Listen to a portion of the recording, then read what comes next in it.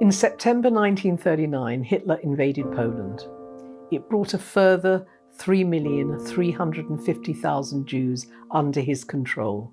This was the largest Jewish community in Europe, a vibrant, multifaceted community encompassing every aspect of Jewish life. It represented every aspect of religiosity, Hasidic, traditional, Orthodox and modern. It was the heartland of European Jewry. Secularists, Zionists and Bundists. Each had its own cultural tradition. Yiddish theatre and cinema thrived. In Warsaw alone, which was 33% Jewish, there were over 40 Jewish newspapers and magazines. It took the Nazis less than 1 month to conquer Poland and introduce a draconian measure against the whole population. Hitler could now fulfill his policy of living space for the Aryan peoples. Almost immediately, a campaign of restrictive decrees, random assaults and degradation of the Jewish community began. Ghettos were established throughout the country from October 1939. The plan was to concentrate Jews into centres more manageable for the Germans. Jewish policy was entrusted to the SS, whose leader was a former chicken farmer, Heinrich Himmler. Working for and with him was Reinhard Heydrich, head of the Gestapo. Both were fanatical Nazis, totally committed to the ideal of a pure Aryan master race. Their enemy was the Jew. Propaganda increased, using pseudo-scientific language, reducing Jews to bacteria and a threat to humanity, and thus their gradual dehumanization. As the war escalated to encompass most of Europe, so did the war against the Jews.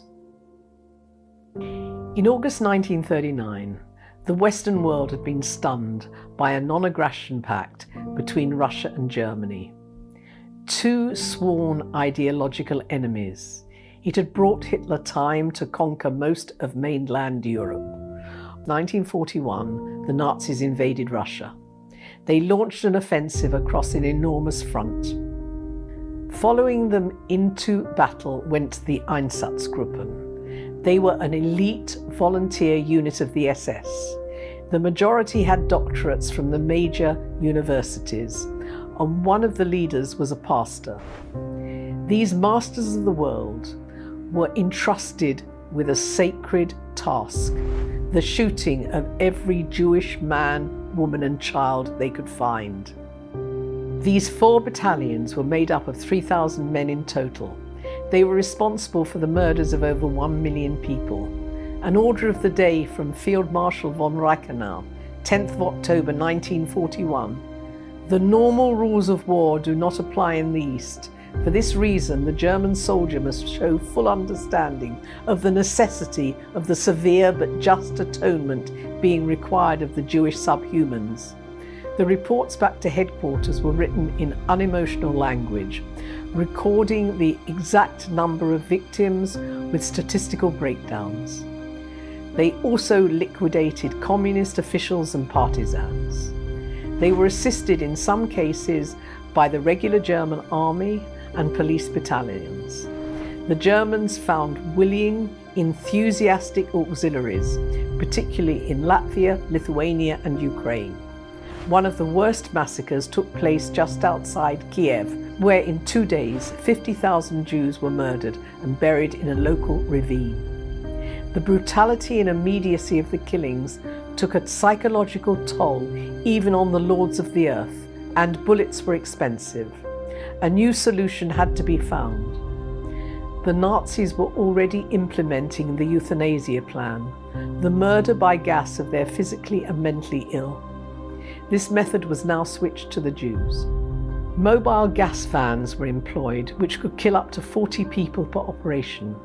Between December 1941 and the spring of 1942, over 20,000 Polish Jews, Soviet prisoners of war, and Roma were thus killed.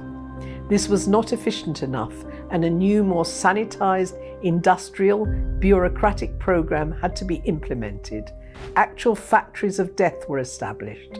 The first was in Chełmno, Poland, in December 1941. This was followed in the spring of 42 at Belzec, Treblinka and Sobibor. There were two others, Majdanek and Auschwitz-Birkenau, both concentration camps and death camps, to which people were sent from all over Europe. Great precision was used to ensure the smooth running of these operations. Auschwitz was chosen because it was on a major European railway artery, the Vienna to Krakow line. On January the 20th, 1942, a secret assembly was called, held in a magnificent villa on the shores of Lake Wannsee. Wannsee was a wealthy residential area not far from Berlin.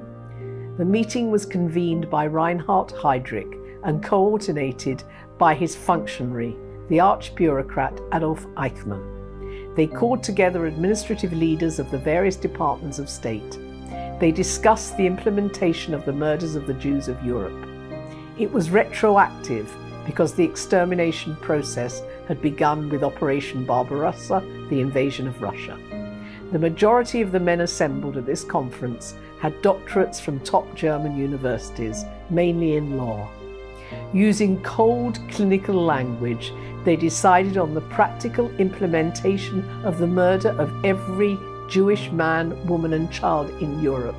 Europe was to be combed from west to east in a policy as rigorous as that of defeating the Allies. The war against the Jews was a central war aim of the Nazis. They were relentless, even when their military position worsened.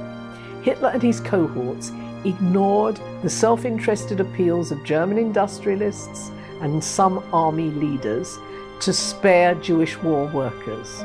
Hitler insisted that economic consideration must not impede the final solution. Thus, the dehumanization process was completed. But who was dehumanized?